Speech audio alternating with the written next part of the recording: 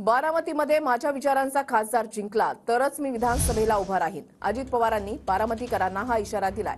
साथ न मिळाल्यास माझे उद्योगधंदे करण्यास मोकळा असल्याचे विधान त्यांनी केलंय। तर सुप्रियाला राष्ट्रवादीचा अध्यक्ष केलं किंवा मला केलं हे एकच आहे असं देखील अजित पवार यांनी म्हटलेलं आहे। तुम्ही उद्याच्याला आम्ही उभा करू त्या खासदाराला विजयी केलं पाहिजे तर मी पुढे विधानसभेला उभा राहीन। मी खरंच तुम्हाला सांगतो, मी नाहीतर खुशाल मी जर मला साथच देणार नसतील तर मला माझा प्रपंच पडलाय, मला माझे धंदे पडलेत, मी कशाला हे करतोय। थांबा थांबा थांबा ते मत इलेक्ट्रिक मशीन मध्ये दिसू दे वादा। मी राष्ट्रीय अध्यक्ष झालो, मी आहे ना, घरातलाच आहे ना। वरिष्ठ म्हणत होते की सुप्रियाला अध्यक्ष करा, सुप्रियाला केलं काय ना अजित झाला काय, एकच आहे ना।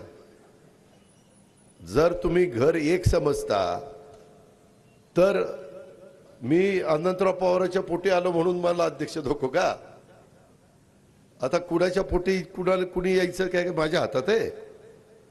त्याच्यामुळं हे जे काही चाललंय त्यामध्ये जरी माझ्या बाकीच्या परिवारांनी मला एकटं पाडलं तरी बारामतीकरांनी मात्र मला एकटं पाडू नये एवढीच विनंती करतो।